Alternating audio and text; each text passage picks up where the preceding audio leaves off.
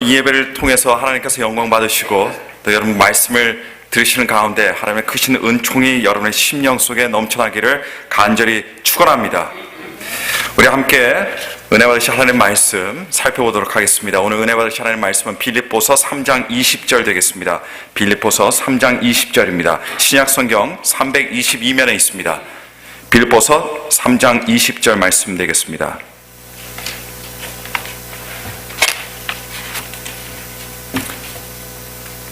빌립보서 3장 20절입니다. 다 찾으실 줄 믿고 제가 봉독해 드리겠습니다. 오직 우리의 시민권은 하늘에 있는지라 거기로서 구원하는 자 곧 주 예수 그리스도를 기다리노니. 아멘. 우리가 살고 있는 미국 사회는 다문화 국가입니다. 어떤 통계를 보니까 미국에는요 311개의 언어들이 사용되고 있습니다. 그리고 150개의 다른 인종들이 함께 모여 살고 있다고 합니다. 그만큼 다른 혈통과 다른 인종적인 배경을 가지고 있는 다양한 문화권의 사람들이 함께 모여서 사는 곳이 바로 우리가 지금 살고 있는 미국이라고 하는 나라입니다. 한국과 일본 같은 경우에는 같은 각 나라 국민들이 한 문화권에 살다 보니 같은 문화권 아래에서 어떤 동질성을 가지고 있습니다.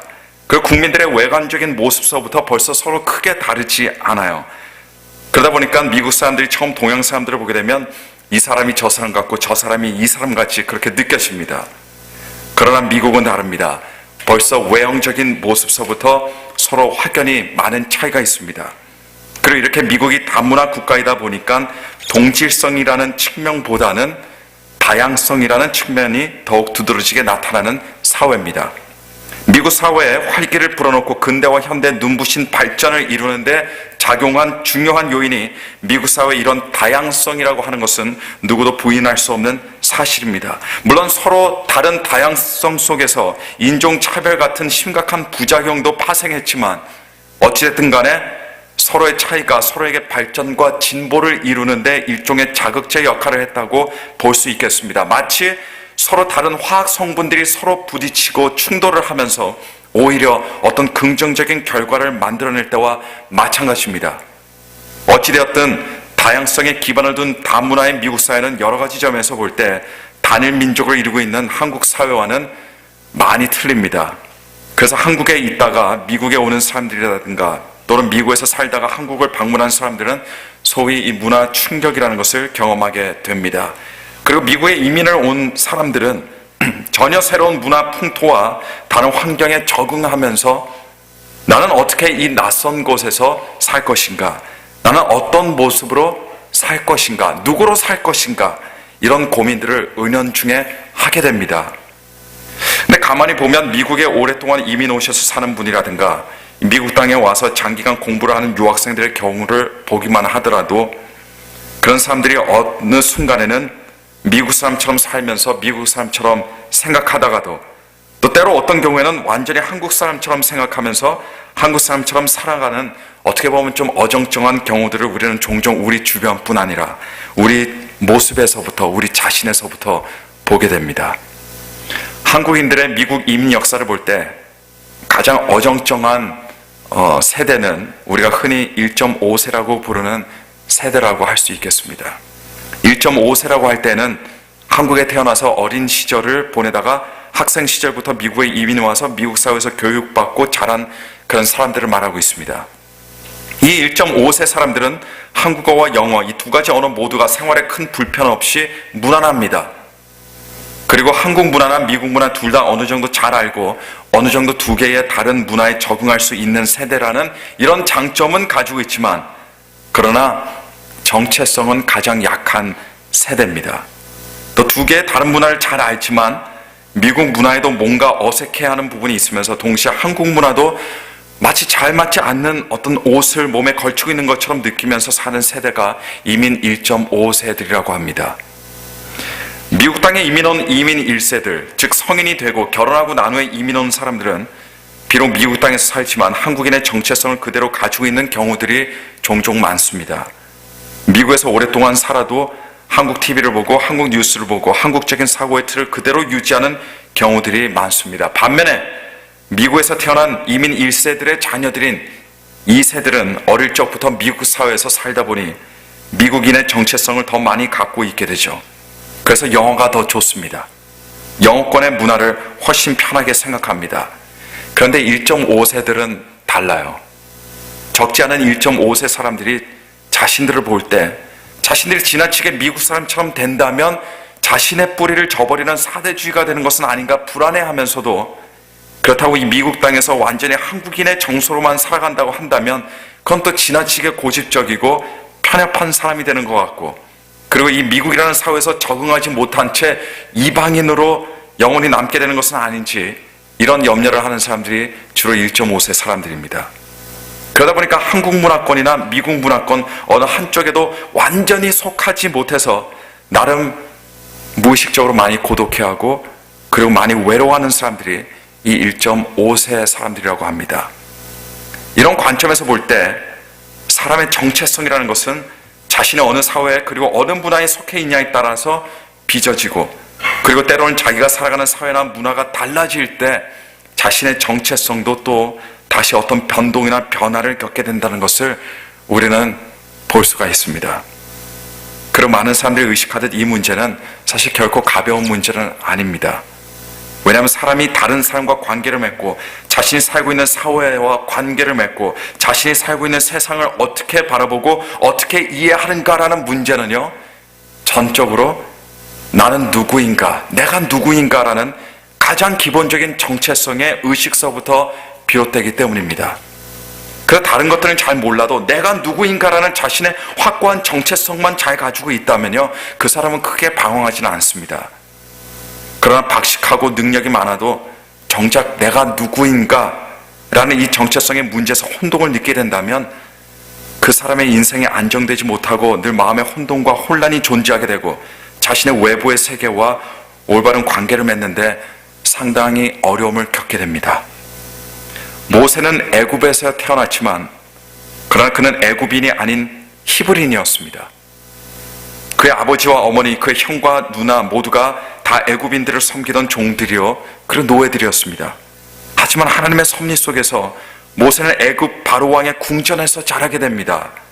애굽인들 사이에서도 왕다움으로 가장 높은 신분의 왕자의 신분으로 교육을 받고 왕족의 대우를 받으면서 자라나게 됩니다. 그리고 모세는 그렇게 40년이라는 긴 시간을 보내며 살게 되는 거죠. 그런데 모세가 과연 행복했을까요?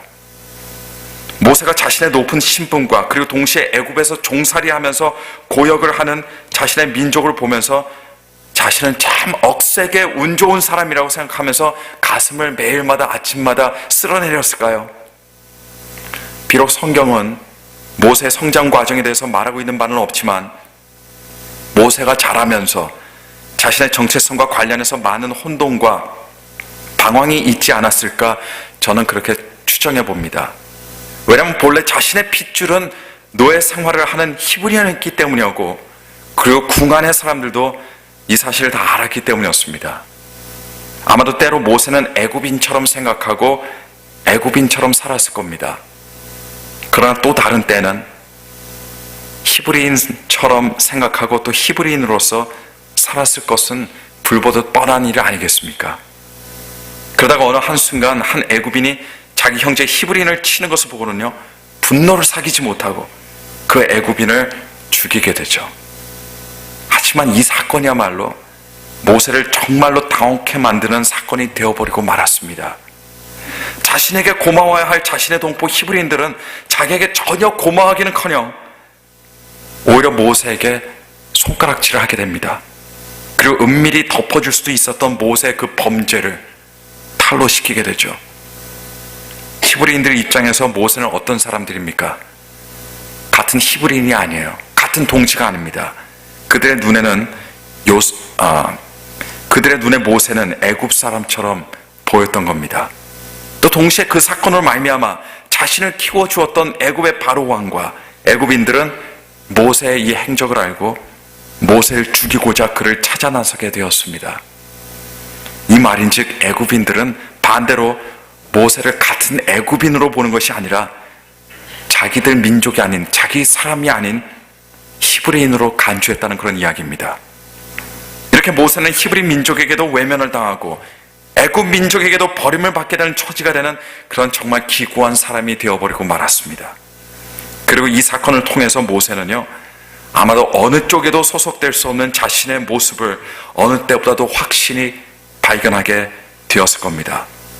모세는 자기의 민족을 구원할 수 있는 자로서 철저하게 실패했을 뿐 아니라 히브리인으로서 실패했습니다. 그러나 동시에 애굽의 왕자로서 자신이 누렸던 것들을 보답할 수 있는 어떤 선량한 애굽인이 되는 일에도 철저하게 실패하고 말았습니다. 그러고 나서 모세는 미디안 땅의 광야로 도망쳐 나와서 히브리인도 아니고 애굽인도 아닌 버려진 미디안 광야 땅에 그저 아무도 몰라주는 광야인으로 또 다른 40년을 살아가게 된 것입니다.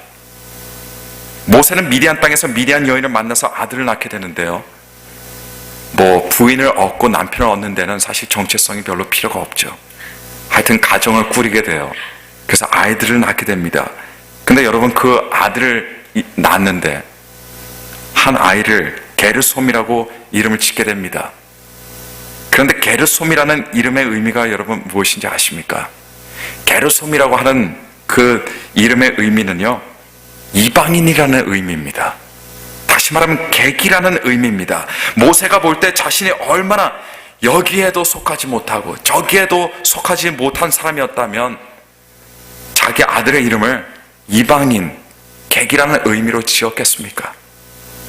이것이 바로 모세의 자기의 정체성이었습니다. 애굽에 속할 수도 없고 히브리인으로 속할 수도 없는 그야말로 객의 인생, 이방인의 인생에 이것이 모세의 인생이었습니다. 사실 광야로 쫓겨나오기 전까지만 해도 모세에게는요, 무궁한 가능성이 있었습니다. 하지만 결국 그는 실패자가 되고 말았는데요, 그가 모든 것들을 다 가지고 있었지만서도 실패자가 될 수밖에 없었던 결정적인 요인은 아마도 그가 어디에도 소속이 되지 못했기 때문이 아니었을까, 저는 그렇게 생각해 봅니다. 그런데 미디안 광야로 나온 지 40년이 지나 모세 나이가 80이 되었을 때에 어느 날 하나님께서 그에게 떨기나무 불꽃 가운데서 나타나셨습니다.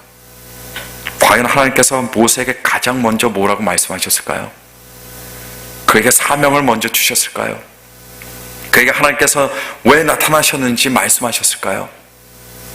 하나님께서 모세에게 뭐라고 먼저 말씀하시는지 한번 들어보시기 바랍니다. 출애굽기 3장 5절 그리고 6절 말씀을 보니까 이렇게 기록하고 있습니다. 하나님이 가라사대 이리로 가까이 하지 말라. 너의 선 곳은 거룩한 땅이니 내 발에서 신을 벗으라. 또 이르시되 나는 내 조상의 하나님이니 아브라함의 하나님, 이삭의 하나님, 야곱의 하나님이니라. 뚜렷한 소속감과 정체성 없이 그저 어디서나 이방인처럼 살아왔던 모세, 나름 이 세상에서 자신이 있을 곳, 자신이 속해 있을 곳을 갖기를 원했지만 실패만 하고 모든 사람들에게 박쥐 대우를 받아야 했던 모세에게 하나님께서 무엇을 하셨습니까? 모세의 소속 의식을 먼저 일깨워 주시고 계신 겁니다. 모세가 속해 있을 곳이 어디라는 말씀입니까? 바로 그곳은 하나님이라는 겁니다.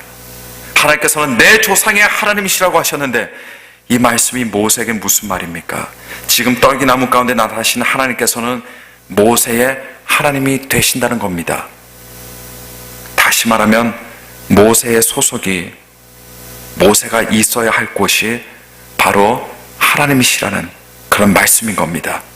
모세는 하나님을 만나는 그때부터 자신의 소속이 어디이고 이 땅에서 자신이 있어야 할 곳이 어디인지 알게 됐고, 그리고 그것을 알게 되는 그 순간부터 그의 인생의 방향이 완전히 바뀌어버리고 말았습니다.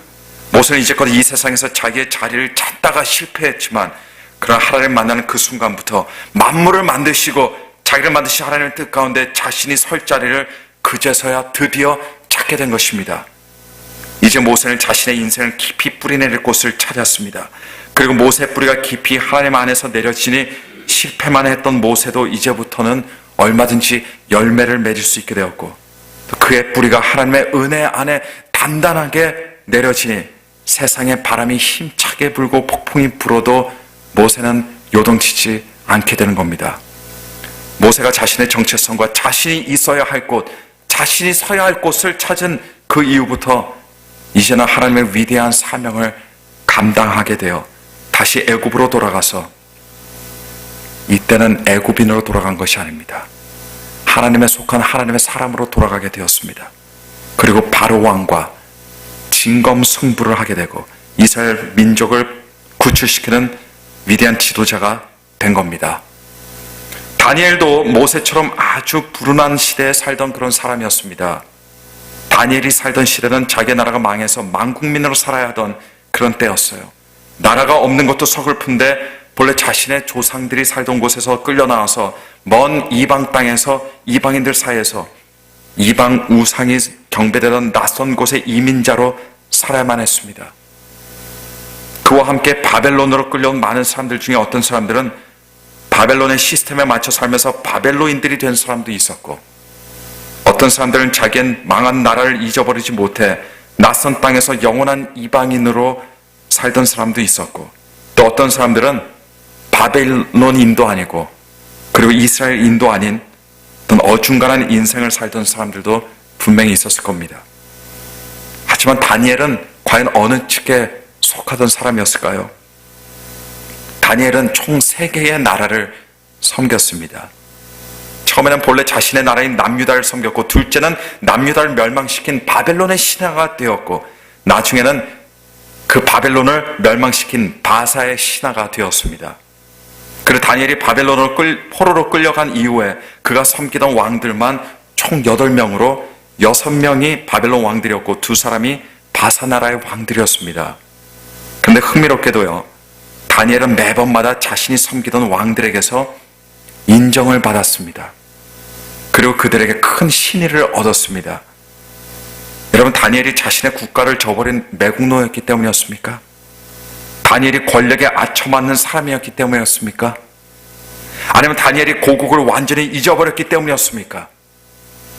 아닙니다. 다니엘은 비록 타국에서 많은 유익을 끼치고 타국 사람들에게 크게 인정을 받던 자였지만, 그럼에도 그는 여전히 자신의 민족을 사랑하는 히브리인으로 살고 있었습니다. 그리고 그가 방황치 않고 어디에서든 열매를 맺는 삶을 살 수 있었던 이유는, 하나님께 영광을 돌리며 살 수 있었던 이유는 그가 바로 만유의 주제이신 하나님 안에서 자기가 있을 곳을 찾았기 때문이었고, 그리고 그의 소속은 이 땅이 아니라 바로 하늘에 있었기 때문이었습니다. 그래서 느부갓네살 왕이 기가 막힌 진미를 내놓아도 자신의 신앙을 지키기 위해서 그 진미, 그 맛있는 음식들을 마다하고 자기 자신을 지켰습니다. 자신의 정체성 때문이었습니다. 그리고 하나님께 기도하는 것이 철저하게 금해졌던 이방 나라에서 다니엘은 창문을 활짝 열고 늘상 해오던 대로 자신의 고국을 바라보며 예루살렘을 향해서 무릎을 꿇고 하나님께 하루에 3번씩 기도드리기를 쉬지 않았던 이유가 바로 여기에 있었던 겁니다. 뭐 때문에 그랬습니까? 단순히 다니엘의 믿음 때문만은 아니었습니다. 그 믿음 안에서 다니엘이 붙잡고 있던 자신의 하나님 안에서 찾았던 자기의 정체성 때문이었습니다. 요즘 중국 당국이 가장 신경을 쓰고 있는 미국에 사는 인물이 혹 누구인지 아십니까? 바로 미국 프로농구 NBA에서 황색 돌풍을 일으키고 있는 대만 출신 청년인 제레미 린이라고 하는 선수입니다.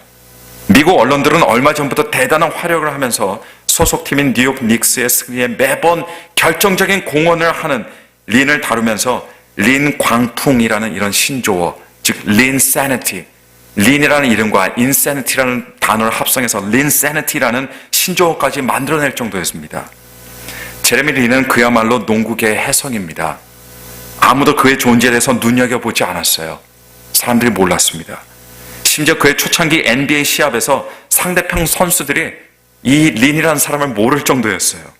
하지만 경기 때마다 믿기지 않는 실력을 뽐내면서 지금은 농구계에 정말 큰 별이 되었습니다.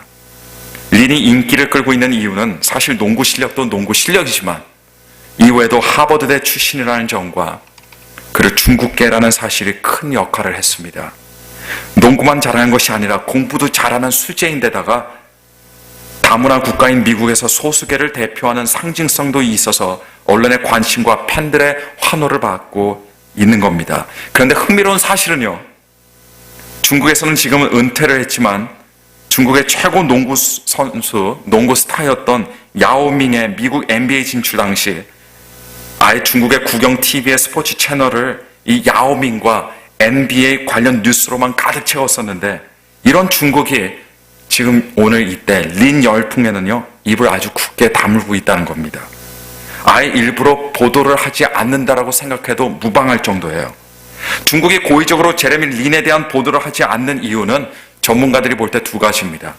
하나는 린의 인기가 올라갈수록 중국이 아니라 그가 대만계라는 사실이 부각되고 있기 때문입니다. 중국은 하나의 중국을 주장하고 있어요.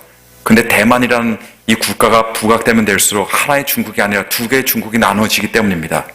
근데 이게 유일한 이유가 아니에요. 또 다른 이유가 있습니다. 두 번째 이유는 이 제레미 린이 독실한 기독교 신앙이라는 것이 문제라는 겁니다. 독실한 기독교인인 린은요, 경기 후 방송사와 갖는 인터뷰 때마다 하나님께 영광을 돌린다, 하나님께 감사하다라는 말을 꼭 잊지 않고 빼놓지 않고 합니다. 또 하나님이 내 게임의 관중이라고 생각하고 나는 매 순간 열심히 임한다, 이런 멘트를 쏟아내기 때문에 중국 당국으로서는요 비위에 맞지 않는 인물이 된 겁니다. 미 프로농구팀인 로스앤젤레스 레이커스의 스타 선수인 코비 브라이언트는 제레미 린에 대해서 언급할 때 제레미 린은 그야말로 깜짝 놀라게 하는 그런 선수라고 평을 하면서 그는 혜성처럼 나타나기는 했지만 분명 오랜 시간 동안 피, 땀 흘리는 그런 노력을 했을 것이고 항상 자신에 대한 신념도 대단했을 것이라고 그렇게 인터뷰를 한 적이 있습니다. 왜냐하면 그런 신념이 없이는 이런 스타가 될 수 없기 때문이에요. 그런데 제레미 린은 사실 자신에 대한 신념이 아니라 하나님에 대한 믿음이 자신을 오늘날 자기로 만들었다라고 이렇게 간증을 합니다. 그리고 지금은 비록 농구 선수로 활약을 하지만 제레미 린의 미래의 꿈은 무엇이냐? 바로 목회자가 되는 것이 자신의 꿈이라고 밝히고 있습니다. 제레미 린은 미국의 이민자 가정에서 태어난 사람으로 대만과 미국이라는 두 나라의 배경을 가지고 그리고 두 나라를 분명히 다 사랑하지만 그러나 중요한 것은 더욱 근본적인 자신의 소속은 자기를 위해서 십자가를 지고 자기를 위해서 죽으신 예수 그리스도라는 흔들리지 않는 확신을 가지고 있는 사람이라는 겁니다. 그리고 그는 그 확신으로 이 땅에서 다니엘처럼 성실히 그리고 최선을 다하면서 오늘 이 시간에도 살아가고 있습니다. 스포츠의 나라 미국에서 기독교 체육인으로 농구계에는 제레미 린이라고 하는 사람이 있다면 미식 축구에는 누가 있습니까? 팀 티보라는 사람이 있습니다. 팀 티보의 인기가 얼마나 많은지요. 팀 티보가 터치다운 패스를 성공시키는 그 순간 트위터에서 스티브 잡스의 사망이나 빈 라덴의 사살 소식보다 더 많은 트윗 기록을 세웠다고 합니다. 팀 티보는 특히 남들이 전혀 딴짓을 해도 경기장에서 이렇게 무릎을 꿇고 기도를 하는 모습이 너무나도 유명해서 그가 한쪽 무릎을 꿇고 기도하는 모습을 그의 이름을 따서 뭐라고 사람들이 말하냐면요, 티보잉 한다라고 이렇게 말을 갖다 붙일 정도입니다. 팀 티보는 우리 교단에 속해 있는 선교사님의 아들입니다. 근데 이 사람은 얼굴도 참 미남이고 풋볼 선수라서 몸도 아주 건장합니다. 근데 이 선수에게 수년 전 플레이걸 잡지에서 거액을 약속하면서 모델이 되어달라는 그런 제안을 받은 적이 있습니다. 하지만 팀 티보는 1분의 고민도 없이 그 자리에서 거절했습니다. 그 이유는 무엇 때문입니까? 예수 그리스도 때문이 맞습니다. 그리고 자신이 만약 그런 잡지의 모델이 된다면 자신이 가르쳐온 청소년 아이들에게, 청년 사람들에게 큰 신앙적인 타격을 갖다 줄 것이기 때문이라고 직접 그 자리에서 밝혔습니다. 제레미 린이나 팀 티보이 둘 다 미국에서 잘 나가는 스포츠 스타이지만 그러나 그들의 공통점은 정작 그들의 스타는 따로 있다는 겁니다. 다른 사람에게는 그들이 스타일지 몰라도 그러나 그들에게 있어서 그들의 스타는 바로 예수 그리스도입니다. 그 예수 그리스도 때문에 경기장 한복판에서 무릎 꿇고 기도합니다. 그 스타 때문에 경기가 끝나고 나서 졌든 이겼든 간에 예수 그리스도 이름을 높이며 하나님께 영광을 먼저 돌리게 됩니다. 우리는 하나님을 경외하지 않는 세상에서 살아가는 사람들입니다. 그것을 아셔야 돼요. 하나님을 경외하지 않는 이 세상에서 신앙을 지키며 하나님을 사랑하는 것은 결코 쉬운 일이 아닙니다. 살아가면서 우리가 교회 나오는 주일날에도 얼마나 많은 일들이 바깥에서 벌어지고 있습니까? 그런 일 때문에 오늘 그리스도인들이 교회에 나오지 못하는 경우도 비일비재하게 많이 있습니다. 하지만 우리는요, 우리의 소속이 어디인지 그걸 확실히 알아야 돼요. 그래서 우리는 하나님의 은혜대로 살아갈 수 있게 되는 겁니다. 그럴 때만 우리가 뿌리를 깊이 내리고 열매를 맺는 삶을 살아갈 수가 있게 되는 겁니다. 이 세상에서 우리가 서야 할 곳이 어딥니까? 우리가 서야 할 곳, 우리가 있어야 할 곳을 깨닫는 순간부터, 그리고 그곳에 서는 순간부터, 그곳에 있는 순간부터 우리는 하나님의 사랑과 은혜 가운데 살아갈 수 있게 된다는 것을 믿으시기를 바랍니다. 사도 바울은 오늘 본문에서 오직 우리의 시민권은 하늘에 있는지라 이렇게 말하고 있습니다. 거기로서 구원하는 자 곧 주 예수 그리스도를 기다린다고 그렇게 이야기했습니다. 여러분, 우리의 진정한 시민권은 하늘에 있습니다. 2개국, 3개국 중에 하나가 아니에요. 사도 바울은 여러 개의 시민권 중에 하나를 이야기하고 있는 것이 아니에요. 오직 우리의 시민권은 하늘에 있다라고 이렇게 말했습니다. 그리스도인들 중에 어떤 사람들은 이 땅에 속한 이 땅의 시민처럼 살아가는 사람들이 있지만, 그러나 하나님을 영화롭게 하는 그리스도인들은 철저하게 예수 그리스도를 모시며 하늘의 시민처럼 살아가는 사람들입니다. 이 미국 땅에서 1세로 살아가든 1.5세로 살아가든 아니면 2세나 3세로 살아가든 그것은 개인이 알아서 결정할 일이에요. 하지만 그리스도인들은 하늘나라의 1세로 살아가야 할 줄로 믿습니다. 좀 전에 언급한 팀 티보, 미식 축구 선수의 신앙이 원체 독실해서 어떤 단체에서 말이죠, 누구든 그의 동정을 깨고 그가 순결하지 않다는 것을 증명만 한다면 그 누구든지 간에 100만 불을 주겠다라고 이렇게 나선 단체가 있습니다. 자, 팀 티보에게 있어서 이런 유혹과의 싸움이 어렵고 힘들겠죠. 많이 힘들 겁니다. 그러나 그가 싸우면 싸울수록, 이런 유혹이 더 크면 클수록 여러분, 그의 스타이신 예수 그리스도가 그의 삶에, 그의 인생에 더욱더 확실하게 나타나게 되어집니다. 그의 싸움이 비참하면 비참할수록, 어려우면 어려울수록, 많은 눈물을 흘리면 흘릴수록 그 사람의 소속과 하늘의 정체성 또한 더욱 뚜렷해지게 된다는 것을 여러분 믿으시길 바랍니다. 믿음 안에서, 신앙 안에서 고난을 당해보지 않은 사람들, 시험 들어본 적이 없는 사람들, 갈등해보지 않은 사람들, 고민해보지 않은 사람들, 그런 사람들은 물론 믿음이 있고 신앙이 있겠죠. 그러나 얼만큼 강하겠습니까? 얼만큼 굳건하겠습니까? 그러나 모든 역경과 어려움과 한없이 쏟아지는 눈물을 흘려본 사람들, 그런 가운데서도 유혹을 이기고 시험을 이기고 자기 앞에 산을 넘고 극복한 사람들은요, 더 큰 정체성을 가지고, 더 큰 확신을 가지고 그 사람의 인생에는 예수 그리스도가 더 큰 하나님으로 계시게 될 겁니다. 하나님의 통치와 하나님의 주권과 하나님의 은혜와 하나님의 사랑 속에서 여러분, 하늘의 시민으로 멋지게 이 땅에서 신앙을 지키고 예수 그리스도를 드러내면서 살아가시는 하늘의 시민들, 하나님의 자녀들이 되시기를 오늘 시간 간절히 축원합니다. 우리 함께 들으신 말씀 생각하면서 기도하겠습니다. 하나님, 오늘 이 시간 저는 다른 사람으로서 온 것이 아니라 하늘에 속한 사람으로, 하늘의 시민으로, 하나님의 백성으로, 하나님의 자녀로 이 자리에 나왔습니다. 오직 주님만 앙망하며 주님만 생각합니다. 주님만 사랑합니다. 하나님을 경외하지 않는 이 세상에서 살아가는 것이 어렵지만, 그럼에도 불구하고 저는 이 세상에 속한 사람이 아니라 예수 그리스도에게 속한 사람으로 살아가기를 원합니다. 너무나 어렵고 힘들고 때로는 많이 울고 싶고 쓰러지고 좌절하고 낭망하지만, 그러나 거기에 좌절하지 않게 하시고 하나님께서 우리에게 공급하시고 우리에게 주시는 힘과 능력으로 오늘 이 시간을 다시 한번 결단하고 결심하고 살아갈 수 있는 축복의 사람이 되게 해달라고 우리 함께 통성을 합심으로, 진실한 마음으로, 간절한 마음으로 우리 함께 기도하겠습니다. 함께 기도하시겠습니다. 거룩하시며 전능하신 하나님 아버지, 감사합니다.